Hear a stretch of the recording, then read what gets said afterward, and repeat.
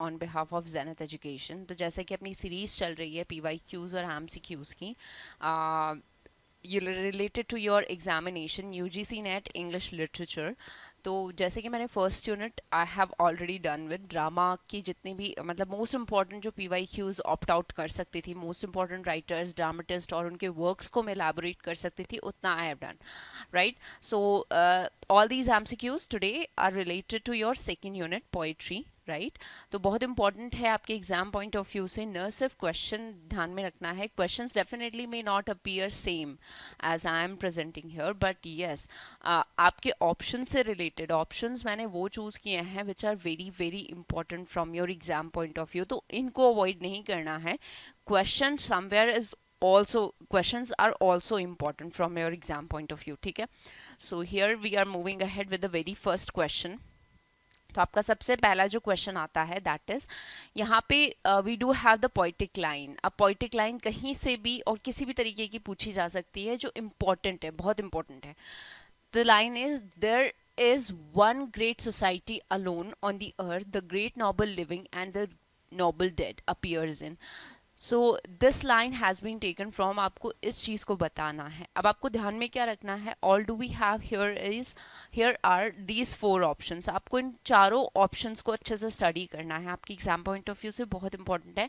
और इन चारों में से क्वेश्चंस 101% आते ही आते हैं, रोमांटिक एरा की बात हो और इन चारों वर्क्स में से किसी एक से रिलेटेड क्वेश्चन ना आए, ऐसा हो ही नहीं सकता है।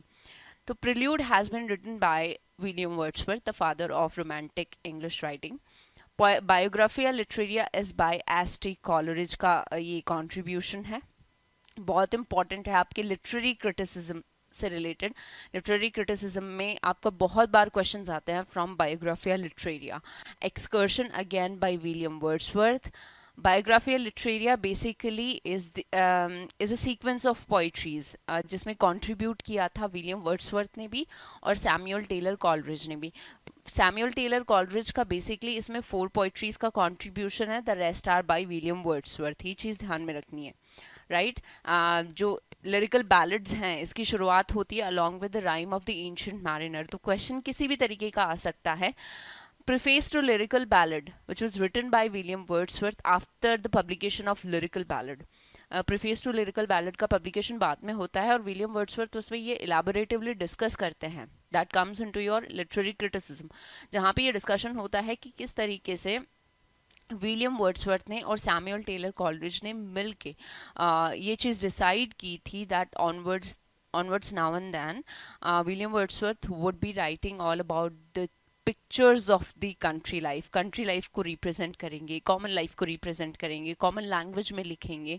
और दूसरी तरफ Samuel Taylor Coleridge picked up the choice to be written in supernatural aspects. तो सुपर नेचुरलिज्म को उन्होंने मेजर थीम बनाया अपनी राइटिंग्स का, ठीक है। और विलियम वर्ड्सवर्थ की राइटिंग का मेजर थीम हुआ था common life, country life, right. तो वो सारा डिस्कशन उन्होंने प्रीफेस टू लिरिकल बैलेड में किया था।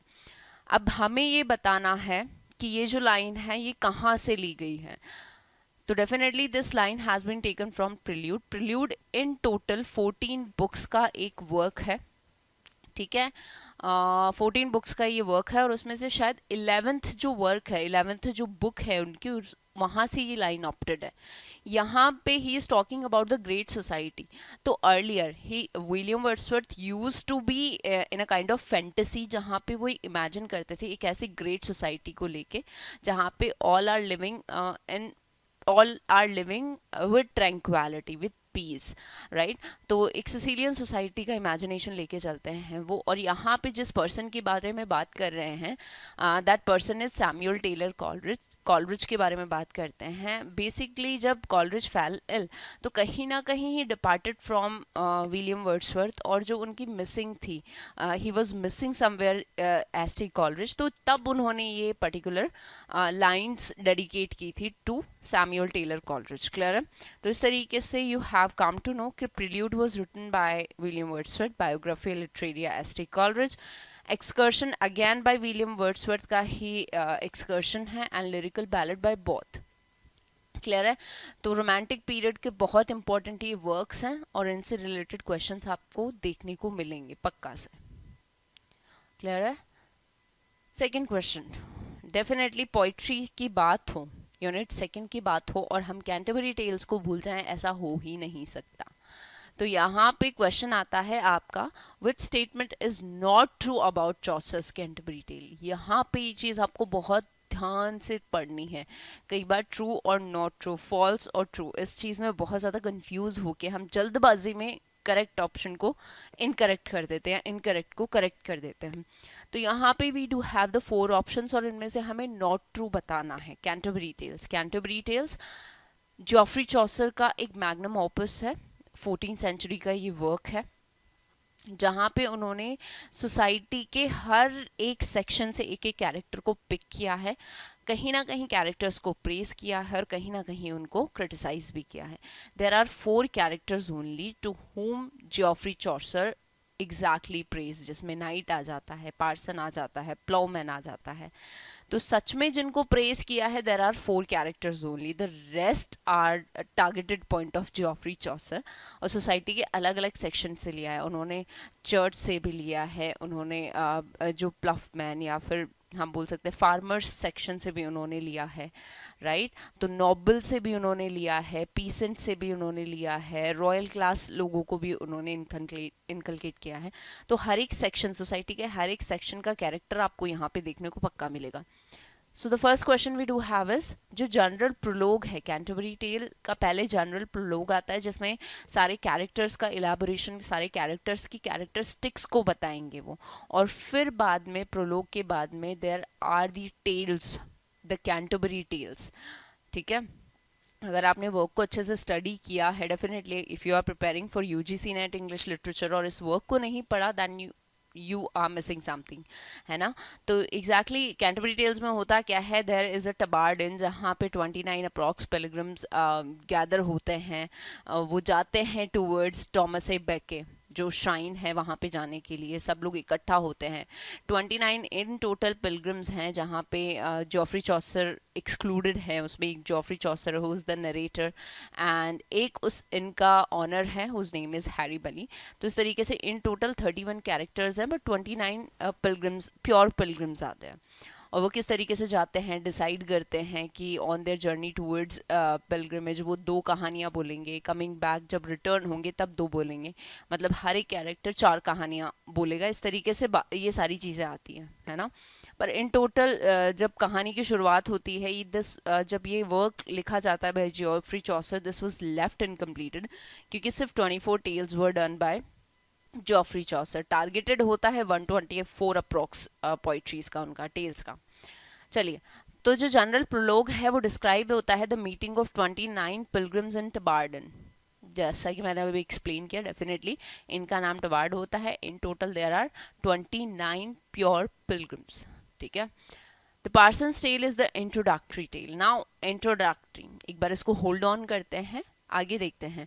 The Canterbury tales is written in prose and verse of various meters. Definitely prose and verse में बहुत सारे flexible meters have been used. Only 23 pilgrims tell stories and there are only 24 stories told all together. तो मैंने ये चीज़ पहले ही बोल दी थी कि सिर्फ 24 स्टोरीज हैं बाय 23 पिलग्रिम्स। आप सोचोगे कि 23 पिलग्रिम्स ने स्टोरी कही है तो फिर 24 टेल्स कैसे आ गई। There are 2 stories by Geoffrey Chaucer himself, the tale of Topas and the tale of Melibee, right. तो इस तरीके से ये इन टोटल 25 स्टोरीज है, told by 23 pilgrims including Geoffrey Chaucer as a narrator. Geoffrey Chaucer told 2 stories, tale of Topas and tale of Melibee. Clear है। अब यहाँ पे देखो, द क्वेश्चन ने पूछा है ना, which is not true, so this is not true. Actually the introductory tale was told by knight. Introductory जो टेल थी वो नाइट ने कही थी, नॉट पार्सन। पार्सन की जो टेल थी वो फाइनल टेल थी, and that doesn't belong with the 7 virtues. It belongs to 7 deadly sins. ये एक sermon है, पार्सन का जो टेल है वो एक sermon है, बहुत लंबा चौड़ा sermon है, and that is all about 7 deadly sins, not about 7 virtues.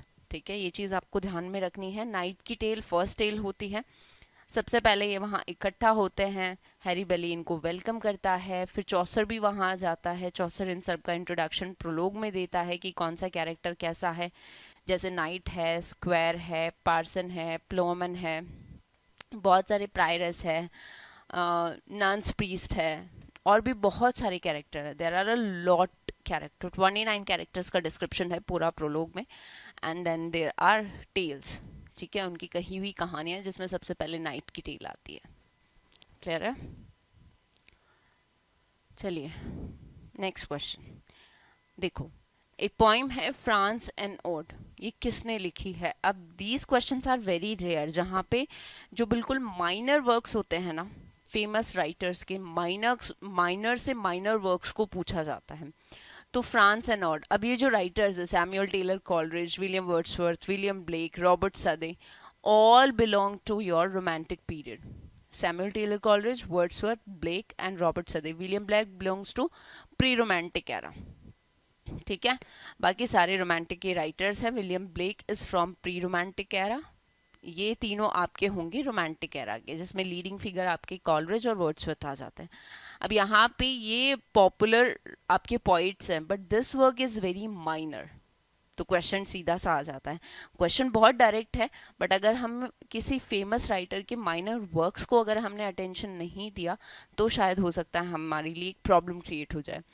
तो this work was by none other than Samuel Taylor Coleridge. France and ode is by Samuel Taylor Coleridge, और ये वर्क उन्होंने तब लिखा था जब वो फ्रेंच रिवोल्यूशन से बहुत ज़्यादा इंस्पायर थे। You must come to know कि जब आपने स्टडी की हो रोमांटिक एरा को, तो रोमांटिक एरा की शुरुआत फ्रेंच रिवोल्यूशन से होती है। विलियम वर्ड्सवर्थ फ्रांस जाते हैं, वहाँ पे French revolution was going on, और उस चीज़ से इंस्पायर्ड होते हैं William Wordsworth. When he came back he began a new thing over there, ठीक है। तो फ्रेंच रिवोल्यूशन एक बहुत बड़ा इम्पैक्ट है in romantic movement. Next question in line is, who among the following was known as the Lady of the Christ during his college days at Cambridge? तो writer जो है हमारा, पोइट जो है, वो कैम्ब्रिज यूनिवर्सिटी में ही use to study, और तब उनको बोला जाता था the lady of the Christ. तो ये चीज़ ध्यान में रखनी है, ये बायोग्राफी से आती है, डायरेक्ट पोइट, ये किसी भी ड्रामेटिस्ट, किसी भी नॉवलिस्ट, प्रोज राइटर, उनकी बायोग्राफी से क्वेश्चंस भी आ सकते हैं। So this question is very common, जहाँ पे हमारे पास राइटर्स है Richard Lovelace, Alexander Pope, John Milton, sir John Suckling. Richard Lovelace and sir John Suckling comes into your cavalier poets, ठीक है, कैरोलाइन एज से बिलोंग करते हैं। Alexander Pope known as neo classical writer, and John Milton of course, हम इनको कैसे भूल सकते हैं, है ना, आपके कॉमनवेल्थ एरा के प्यूरिटनिज्म को प्रमोट करने वाले राइटर हैं ये। तो यहाँ पे बताना ये है कि किसको लेडी ऑफ द क्राइस्ट बोला जाता था। तो ऑफ कोर्स जॉन मिल्टन ने was called the lady of the Christ because उनका कॉम्प्लेक्शन वॉज वेरी फेयर, बहुत डेलिकेट उनके कॉम्प्लेक्शंस थे, अपीयरेंस उनका बहुत सॉफ्ट था, तो इस ए काइंड ऑफ हम बोल सकते हैं फेमिनाइन ऑरा ही कैरीड, तो इसीलिए he was being called the lady of the Christ, ठीक है। And he use to be very religious, बहुत रिलीजियस काइंड ऑफ पर्सन भी थे, और बहुत अपने प्रिंसिपल्स पे चलने वाले थे, अपने प्रिंसिपल्स को फॉलो करते थे। He use to study very well. John Milton ने अपनी बायोग्राफी में ये चीज़ बोली भी थी, ऑटोबायोग्राफी में वंस ही सेड दैट मैं कभी भी शायद मिडनाइट से पहले I never went to sleep before midnight. He use to study a lot, ठीक है, okay. So the next question is, who wrote the poem in praise of menstruation? तो poem in praise of menstruation basically एक बहुत ही amazing work है, जहाँ पे the poet is praising the menstruation cycle, the blood of menstruation. So she is praising over here. बहुत ancient उसको बताती है, दी कॉन्स्टेंट फ्लड उसको बताती है, and there are a lot imageries have been used, बहुत अमेजिंग पोइट्री है। तो यहाँ पे here do we have the four writers, Gloria Steinem, Seamus Heaney, Frances Thompson and Lucy Clifton. तो here we have the four writers, और आपको बताना ये है poem in praise of menstruation किसने लिखी है। So definitely this work was written by Lucy Clifton American writer है, अमेरिकन नॉवलिस्ट है, जर्नलिस्ट हैं, पॉपुलर है इन अमेरिकन पोइट्री राइटिंग हम बात कर सकते हैं। तो नॉन यूरोपियन कॉन्सेप्ट में आ जाता है, नॉन यूरोपियन पोइट है ये। क्लियर है? और यहाँ पे ग्लोरिया स्टाइनम भी जो है वो भी अमेरिकन है। सीमस हीनी आयरिश है, and again do we have Francis Thompson. So these are the 4 poets. बहुत इंपॉर्टेंट है आपकी एग्जाम पॉइंट ऑफ व्यू से। कई बार माइनर पोइट्स या माइनर राइटर्स से भी क्वेश्चंस पूछे जाते हैं, ठीक है, और वहीं पे हम आके स्टक होते हैं, and then we would say out of syllabus question था, है ना। Okay, so who among the following use the untranslatabiliness in his famous work? Untranslatableness, ठीक है, अनट्रांसलेटेबलनेस। तो यहाँ पे आपको लग रहा होगा डेफिनेटली लिटरेरी क्रिटिसिज्म का ही क्वेश्चन है। मैंने जानबूझ के यहाँ पे ऑप्ट किया है because these all are poets. William Wordsworth romantic era से, Philip Sidney earlier middle ages से बोल सकते हैं, एलिजाबेथन एरा से पहले के राइटर हैं, पोइट हैं। Samuel Taylor Coleridge again romantic poet. Matthew Arnold आपके विक्टोरियन एरा के आ जाते हैं। विक्टोरियन और मॉडर्न का ट्रांजिशनल वर्क इन्होंने बहुत सारे लिखे हैं, ठीक है। तो आपको बताना ये है अनट्रांसलेटेबलनेस का यूज़ किसने किया है। अब इधर आप देखोगे the works by them. The previous to lyrical ballad में विलियम वर्ड्सवर्थ ने इसका यूज़ किया है, फिलिप सिडनी ने डिफेंस ऑफ पोइजी में किया है, या फिर सैमुअल टेलर कॉलरिज ने बायोग्राफी लिटरेरिया में, या फिर मैथ्यू अर्नल ने स्टडी ऑफ पोइट्री में। ये सारे आपके लिटरेरी क्रिटिसिज्म से रिलेटेड क्वेश्चन है, बहुत इंपॉर्टेंट है आप एग्जाम पॉइंट ऑफ व्यू से। और ये जो पॉइंट्स यहाँ पे हैं दीज आर वेरी इंपॉर्टेंट, है ना। ये मैंने पहले भी बता दिया है। Philip Sidney is also very important. अगर आपने अर्केडिया पढ़ा है, एस्ट्रोफिलन स्टाला पढ़ा है, तो these works are by him and बहुत प्रोमिनेंट राइटर हैं। इनके माइनर वर्क्स भी बहुत बार पूछे जाते हैं, जैसे फ्रांस एंड ऑर्ड अभी क्वेश्चन आया ही था। तो अनट्रांसलेटेबलनेस का मतलब क्या होता है? सबसे पहले तो you should know this word कि टर्म क्या है। बेसिकली अनट्रांसलेटेबलनेस का मतलब होता है कि किसी भी लिटरेरी वर्क में कोई भी वर्ड हो, कोई भी टेक्स्ट हो, अगर किसी या तो वो किसी और लैंग्वेज में उसको ट्रांसलेट ही नहीं किया जा सकता, ट्रांसलेट डिफ़िकल्टी आती है, ट्रांसलेशन डिफ़िकल्टी आती है, और अगर ट्रांसलेट कर भी दिया जाता है उस पर्टिकुलर वर्ड को तो डेफिनेटली मीनिंग का बहुत ज़्यादा वेरिएशन आएगा। तो untranslatable the word or the letter or the text which cannot be translated into another language, and if you can translate that particular word or text there might be the variation in the meaning. तो meaning difference आपको बहुत सारे देखने को यहाँ पे पक्का मिलेंगे। तो आपको बताना है कि अनट्रांसलेटेबलनेस का जो टर्म है this was given by whom?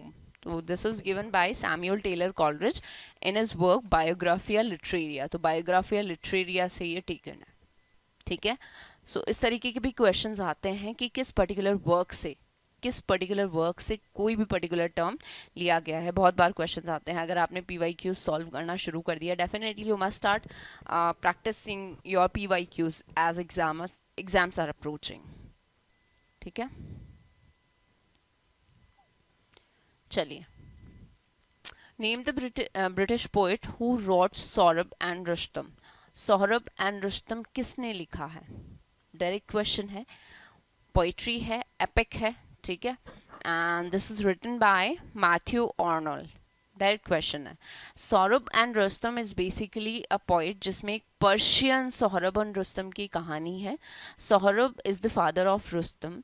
सोहरब used to be in military and he always occupied himself in military affairs, जहाँ पे वॉर पे जाना, अपनी देश के लिए लड़ना, सैक्रिफाइस करना, ये सारी चीज़ें उनका फेवरेट पास टाइम था।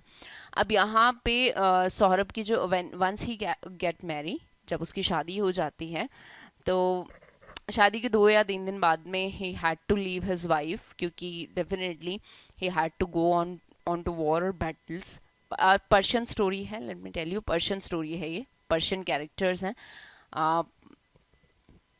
ठीक है, पर्शियन कैरेक्टर्स हैं।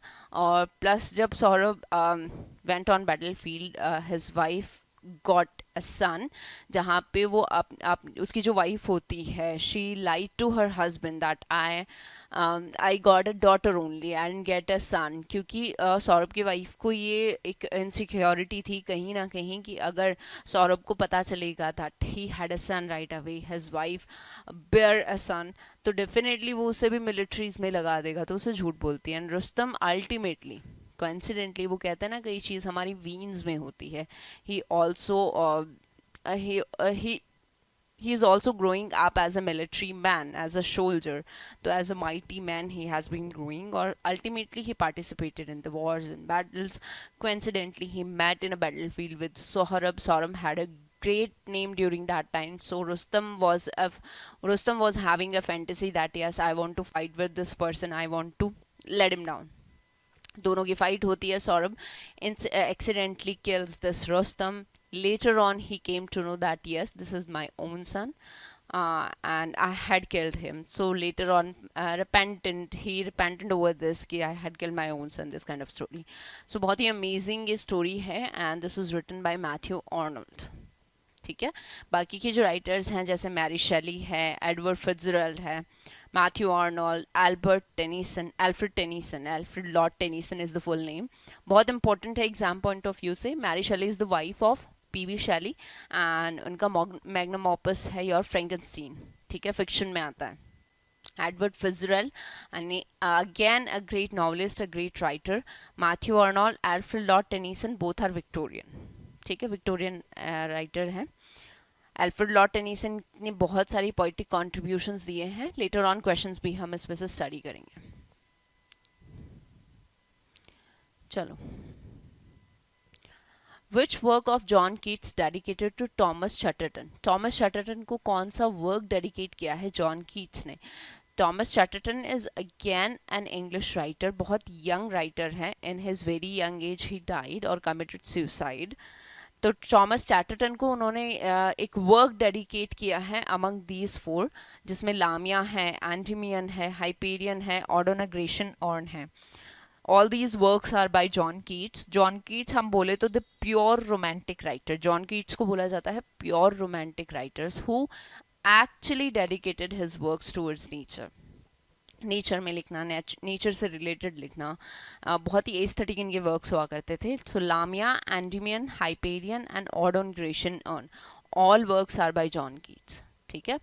तो यहाँ पे बताना है टॉमस चैटरटन को उन्होंने वर्क डेडिकेट किया है एंडीमियन, ठीक है, पेस्टोरल एलिजी है, पेस्टोरल एलिजी है दिस इज, और ये जो एलिजी है उन्होंने इंस्पिरेशन इसका जो लिया था वो लिया था लिसिडस से बाय जॉन मिल्टन, ठीक है। पेस्टोरल एलिजी है, ऑल अबाउट एनालॉजी, जिसका बैकग्राउंड आपको कंट्री लाइफ का मिलेगा, ठीक है।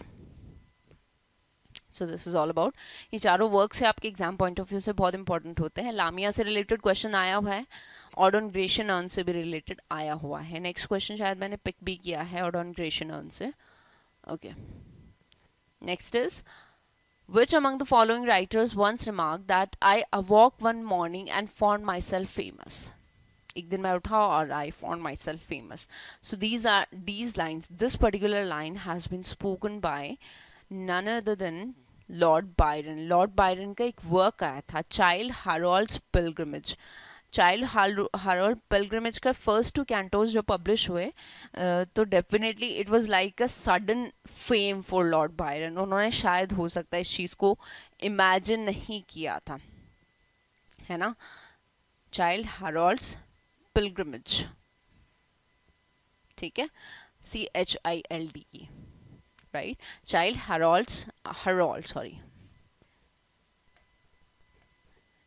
Harold's Pilgrimage. So this is the name of the work. इसके initial 2 cantos के बाद में he got his fame, और sudden fame की वजह से he wrote this line that one morning I awoke and I found myself famous. That sudden fame I got. ठीक है।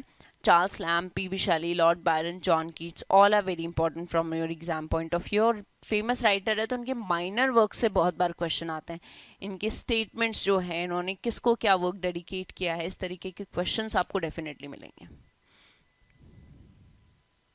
चलो, मैच द फॉलोइंग। आजकल जो ट्रेंड चल रहा है वैसे यूजीसी नेट का, वो चल रहा है द जो भी क्रोनोलॉजी है उससे रिलेटेड क्वेश्चन आ रहे हैं, या फिर मैच द फॉलोइंग। तो इनसे रिलेटेड बहुत मैक्सिमम क्वेश्चंस आपको मिल रहे हैं। अभी जब जून का एग्ज़ाम हुआ था उसको लोग सरकास्टिक तरीके से बोल रहे थे the exam of chronology only, English chronology का एग्ज़ाम है। तो इस तरीके से क्रोनोलॉजी और मैच द फॉलोइंग क्वेश्चंस बहुत सारे आते हैं। तो हमारे पास वर्क्स देखो कौन कौन से हैं। To his coy mistress, the scholar gypsy, still I rise and if. The writers are Rudyard Kipling, Andrew Marvell, Matthew Arnold, Maya Angelou. All are very important. ये works बहुत important है, ठीक है। To his coy mistress, metaphysical writing है, metaphysical works से related questions बहुत बार आते हैं। And हम बोल सकते हैं the leading figure of metaphysical poetry is John Donne. तो यहाँ पे आपको बताना है कौन सा वर्क किसने लिखा है। तो let me tell you, you would have the option, definitely options आते हैं। मैंने यहाँ ऑप्शन ना पिक करके डायरेक्ट आपको आंसर बताना है, okay. So to his coy mistress is written by, metaphysical work है तो एंड्रयू मार्वल, ठीक है। Rest of them never wrote any kind of metaphysical works. The scholar gipsy by Matthew Arnold, ठीक है। Still I rise by Maya Angelou, patriotic song है still I rise. And if is written by Rudyard Kipling. So all these works are written by these particular writers. बहुत important है आपके exam point of view से। इनके line से भी related questions आ सकते हैं कि किसी भी पोइट्री से कोई भी लाइन पिक कर ली जाती है। टू हिज कॉय मिस्ट्रेस से basically two rivers have been described by Andrew Marvell, और उनसे रिलेटेड क्वेश्चन ज़रूर आते हैं। And what are those two rivers आपको डेफिनेटली पता होना चाहिए। चलिए next in line, the question is the poetic line, it is better to have loved and lost than never to have loved at all. इसमें poet सीधे से बोल रहा है कि it is better to loved and to lost that, better to never loved. at least इतना misfortune किसी इतना unfortunate किसी को नहीं होना चाहिए, the person who was never loved by anyone, ऐसा नहीं होना चाहिए। the person must be loved, and हो सकता है unfortunately he may lost that love, but yes it is better than this one, ठीक है। तो ये लाइंस किसने बोली है? Rime of the ancient mariner by Coleridge, in memory of AHH by Alfred Tennyson, Let Me Not to the Marriage of True Mind by William Shakespeare, Dover Beach by Matthew Arnold. Matthew Arnold, William Shakespeare, Tennyson, Coleridge, ठीक है। बहुत important exam point of view से ये questions भी, ये जो works है ये भी बहुत इंपॉर्टेंट है। Rime of the ancient mariner, जैसे कि मैंने बोला था, is the first poetry in lyrical ballad by Samuel Taylor Coleridge, ठीक है, जिसमें बहुत सारे मैरिनर्स की कहानी है। एक अनफॉर्चुनेट मैरिनर होता है, unfortunately he killed an albatross, और उस चीज़ का कर्ज उन पे पड़ता है, किस तरीके से वो स्ट्रगल करते हैं in middle of the ocean, उसकी कहानी है। इन memory of AHH, Arthur Henry Hallam. Arthur Henry Hallam was the closest friend of Alfred Lord Tennyson, और उनकी डेथ पे उन्होंने ये वर्क लिखा था, ठीक है। Let me not to the marriage of true mind as a sonnet, जैसा कि आपको पता होगा कि William Shakespeare wrote approx 154 sonnets, right. और 154 sonnets में the initial sonnets he dedicated to Dark Lady, and later on he dedicated the works, the entire sonnets, all the sonnets to his best friend Mr. WH, and who is that WH is still a big mystery, ठीक है। And Dover beach is written by Matthew Arnold, जहाँ पे एक तरफ France का बीच है, एक तरफ इंग्लैंड का बीच है। इंग्लैंड पे बीच पे खड़े होके वो फ्रांस को देख रहा है, and is talking all about that beach, ठीक है। तो इस तरीके से ये सारे वर्क्स हैं। आपको बताना ये है कि ये जो लाइन है ये कहाँ से अपीयर्ड है। तो these lines have been taken from Alfred Lord Tennyson's work in memoriam of AHH. AHH is Arthur Henry Hallam, ठीक है। So these lines have been taken from AHH, in memoriam of AHH, elegy है, ठीक है। तो elegies, odes, sonnets, इनसे related बहुत questions आते हैं। कई बार इनका राइम स्कीम भी पूछ लिया जाता है, स्टाइल भी पूछ लिया जाता है। Adonius by P.B. Shelley laments the death of. तो Adonius लिखा है P.B. Shelley ने। Again Adonius is an elegy, death song है। तो किसकी याद में उन्होंने अडोनियस लिखा था? तो Adonais he wrote for the sake of John Keats, as John Keats died in the very early age, बहुत कम उम्र में ही died at the age of 34 32, I don't know 28 था या कितना था, in the very early age he died, बहुत कम एज थी उनकी, शायद 30 से भी बिलो ही थी, है ना. And Mary Shelley, the wife of PB Shelley, he didn't write anything for her. And Robert Byron, it must be Lord Byron, ठीक है, यहाँ पे गड़बड़ हो गई है. एंड ले हंट. तो all these writers are very important, and the Adonias by P.B. Shelley has been written for John Keats on the death of John Keats. हालांकि पीबी शैली की भी डेथ जो है वो बहुत जल्दी हो गई थी. PB Shelley, lord Byron, John Keats, ये यंग रोमांटिक राइटर्स बोले जाते हैं as they have died in the very early age, 30, 32, 34, इसी एज में उनकी डेथ हो गई थी. Now we do have is Tottel's miscellany contained. तो रिचर्ड टोटल का ये वर्क है. Richard Tottel basically was a publisher, और उनका सबसे पहला जो पब्लिकेशन था that is Richard Tottel's miscellany. और इस टोटल्स मिसलेनी में जिन जिन लोगों ने पार्टिसिपेट किया था, 2 राइटर्स आर वेरी फेमस, उसके अलावा भी जैसे फिलिप सिडनी भी थे और भी बहुत सारे थे. तो 2 writers are Thomas Wyatt and sir Henry Howard, the earl of Surrey. तो Henry Howard and earl of Surrey, इन लोगों ने सोनेट्स लिखे थे. They have carried the sonnet, the idea of sonnets from Italy. और हम तभी से हम जो इटालियन सोनेट्स हैं, पैट्रियार्कन जो सोनेट्स हैं, उनको इंग्लिश में भी कन्वर्ट इन लोगों ने किया था, टॉमस व्याट. ठीक है. So these are the 2 writers जिन्होंने सोनेट्स लिखे थे. The sequence of sonnets, there are were a lot of sonnets, right. और तो हमें बताना ये है, और ये जो रिचर्ड टोटल का जो मिसलेनी है that is songs and sonnets. तो बहुत सारी पोइट्रीज भी हैं, सॉन्ग्स भी हैं और सॉनेट्स भी हैं. इन टोटल कितने सॉन्ग्स हैं और कितनी पोइट्रीज, कितने सॉनेट्स हैं, वो हमें बताना है. Sonnets are by Henry Howard and Thomas Wyatt. Sonnets इतने हैं and these are 54 in numbers. तो 54 sonnets are written by Henry Howard and Thomas Wyatt. Henry Howard is also called the Earl of Surrey. He was the Earl of Surrey and Henry Howard. ठीक है. Thomas Wyatt, Henry Howard, दोनों ने 54 sonnets लिखे थे जो Totals Miscellany में publish हुए थे. Rest are the songs. Poetries थी which were written by the other poets. Clear है. तो आपको ध्यान में रखना है. और इन टोटल अगर हम सॉन्ग्स की बात करें तो there were 271 songs and sonnets are 54, and 54 sonnets are written by Henry Howard and Thomas Wyatt. और बहुत सारे works have been there which are written by some other writers. Clear है.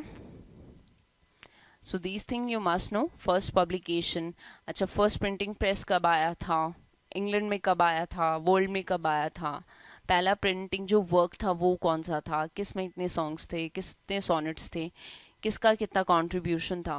Questions can be anything and UGC net is like unpredictable. Rugby Chapel is a poem by Matthew Arnold in memory of. तो Rugby Chapel is written by Matthew Arnold, और उन्होंने ये जो work है ये कहाँ लिखा था. Rugby Chapel is basically एक स्कूल है. ठीक है. This is the name of the school. और ये जो लिखी है उन्होंने, this was written for the memory of his own father. तो अपनी फादर की मेमोरी से रिलेटेड उन्होंने ये वर्क लिखा है, रग्बी चैपल. क्लियर है. मैथ्यू आर्नोल्ड से रिलेटेड बहुत क्वेश्चन आते हैं. Literary criticism point of view से बहुत इंपॉर्टेंट है. और आपके पोइटिक अगर कंट्रीब्यूशन उनका देखा जाए तो उसमें भी बहुत सारी पोइट्रीज उन्होंने कंट्रीब्यूट की हैं. An idyll is a poem usually. तो आइडल जो पोइट्री होती है, जैसे ऑड होता है, एलिजी होता है, सोनेट होता है, वैसे आइडल जो पोइट्री होती है ये क्या होती है, ये हमें बतानी है. तो पिक्चरस्क सिटी लाइफ के बारे में होती है, पैनोरामिक व्यू ऑफ नेचर, या फिर पिक्चर ऑफ इंडस्ट्रियल सिटी, या फिर पिक्चरस्क कंट्री लाइफ. तो आपको बताना है the right answer. So the right answer of this question is picturesque country life. मतलब village life को describe किया जाता है. इसमें villages को describe किया जाता है, जो mountains होते हैं, जो rivers होती हैं, streams होती हैं, जो flowers होते हैं, gardens होते हैं, fields होते हैं, उन सबको डिस्क्राइब किया जाता है। तो कंट्री लाइफ का डिस्क्रिप्शन, कॉमन लाइफ को, एक शेफर्ड की लाइफ को डिस्क्राइब किया जाता है, the life of the shepherd, farmer, बहुत कॉमन टू कॉमन लोग जो विलेजेस में रहते हैं, जो कंट्री साइड में रहते हैं, उनके बारे में यहाँ पे डिस्क्रिप्शन दिया जाता है, उनके बारे में बात की जाती है, उनकी कॉमन लाइफ से रिलेटेड यहाँ पे बहुत सारे आपको डिटेल्स मिलती हैं। तो this is an idyll. Next question is Kipling's The White Man's Burden. White Man's Burden is basically इस चीज़ के लिए, इस पर्टिकुलर वर्क के लिए Rudyard Kipling was criticised, brutally criticised है। यहाँ पे रेशियल डिस्क्रिमिनेशन को उन्होंने शो किया है। In this work he wanted to show that white people are having this burden over their shoulder to teach the black people. And according to Rudyard Kipling directly acclaimed into this poetry that it is God who sent the white man over the earth to teach the black people, because black people are very much uncivilized, they are uneducated, they do not know how to live, their life is entirely hell. It is we people and we do have burden on our shoulders to let them teach कि भैया ज़िंदगी कैसे जी जाती है in order way।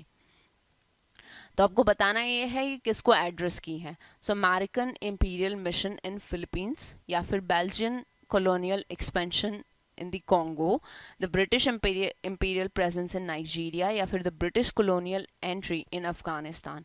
तो colonialism को, imperialism को बहुत ज़्यादा promote करते थे रुडयार्ड किपलिंग। उनके work से ही पता चल जाता है that he was a kind of person who promoted imperialism as much as possible। colonialism फैलना चाहिए, white लोगों का rule होना चाहिए जहाँ देखो वहाँ पे।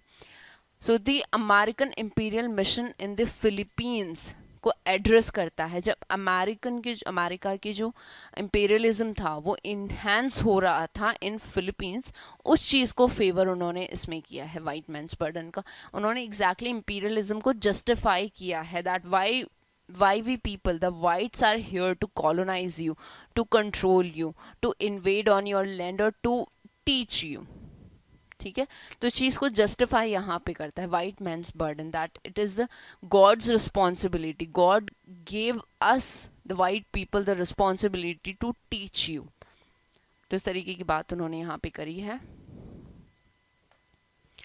Okay, You do not dwell in me, nor I in you, however much I pander to your name. These lines from Geoffrey Hill's Lacrimae address. तो जियोफ्री हिल ने अपना ये वर्क लिखा है लैक्रिमे, और उसमें बताना ये है कि इनमें से इस पर्टिकुलर लाइन में किसको वो एड्रेस कर रहे हैं डायरेक्टली, क्राइस्ट को, डेविल को, पॉइट के बिलीवर्ड को, या फिर poet's enemy. So what is saying, you do not dwell in me, you are not there in me, you doesn't reside in me, nor I in you, however much I pander to your name. ठीक है, so directly the poet is talking or addressing these lines to Christ को बोल रहा है that Christ, you do not dwell in me nor I in you, however much I pander to your name, I take your name randomly, I take your name usually। so Christ को dedicate करते हैं।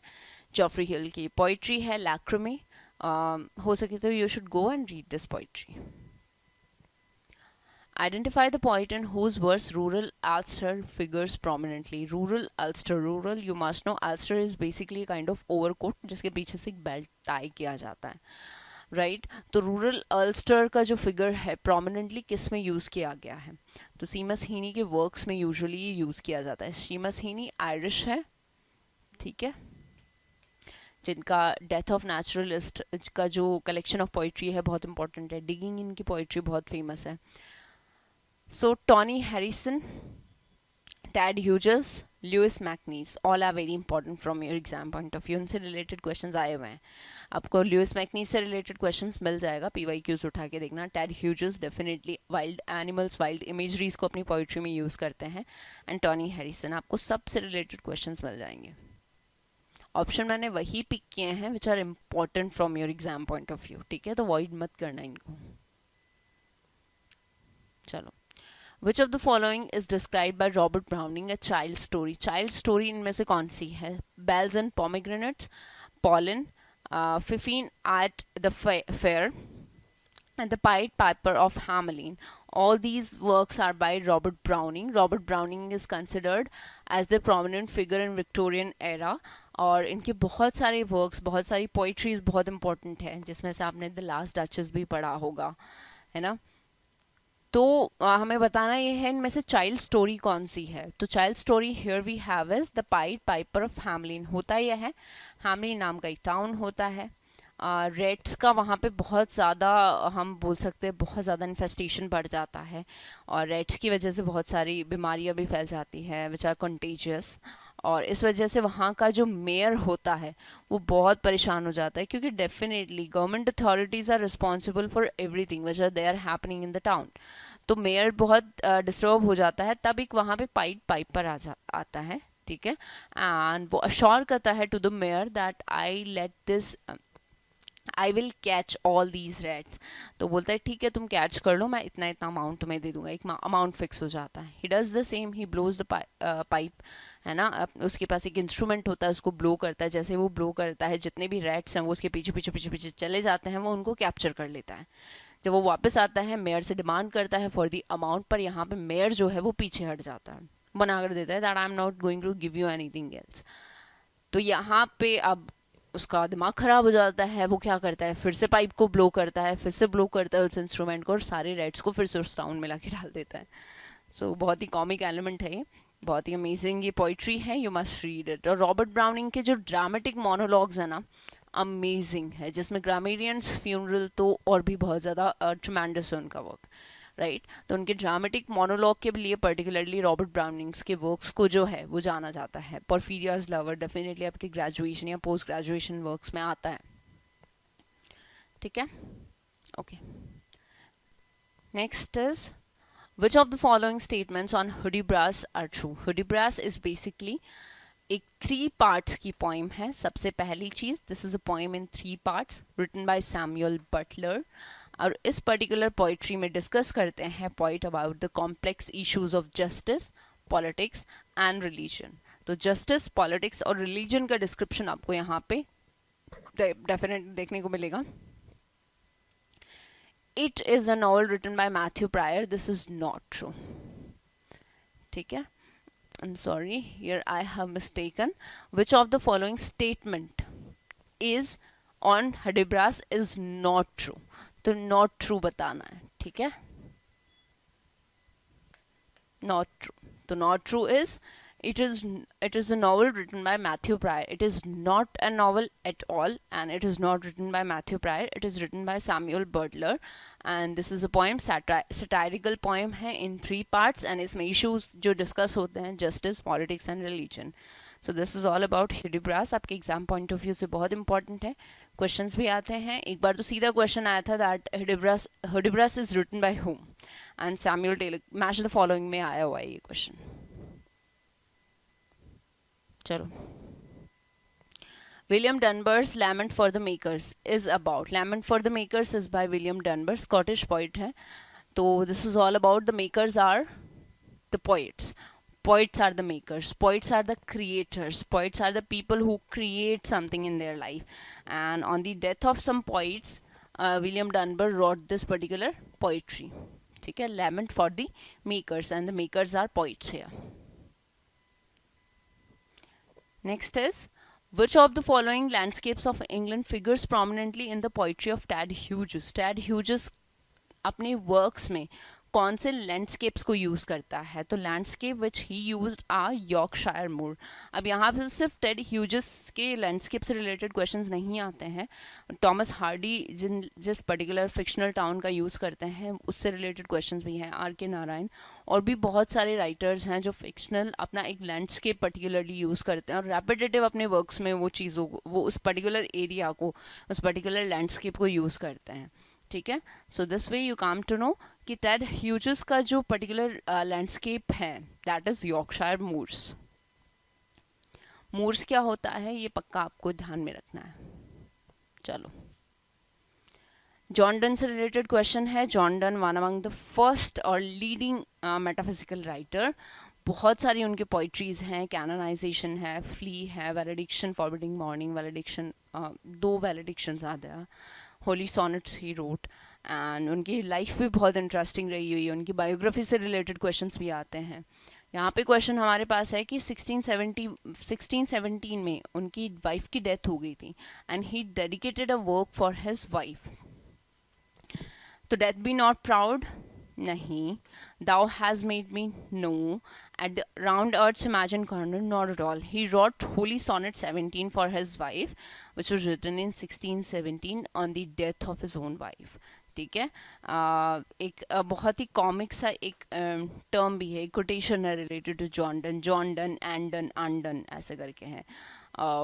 कुछ ऐसी complication, he had many children in his lifetime, और उनकी जो शादी हुई थी वो भी बहुत क्रूशल कंडीशन में हुई थी। आफ्टर हिज मैरिज फाइनेंशियली भी बहुत ज़्यादा डिप्राइव थे वो। तो बहुत सारी चीज़ें हैं उनकी लाइफ से related. There were a lot of ups and downs in his life. Christopher Marlowe's Hero and Leander can be classified as, तो क्रिस्टोफर मार्लोव का एपिक पोइट्री है Hero and Leander. This is all about the couple Hero and Leander and how they meet each other and what kind of condition was kept for Leander by Hero. Hero is the name of the female, the heroine, ठीक है, and Leander is the boy, right? So complain है, नहीं।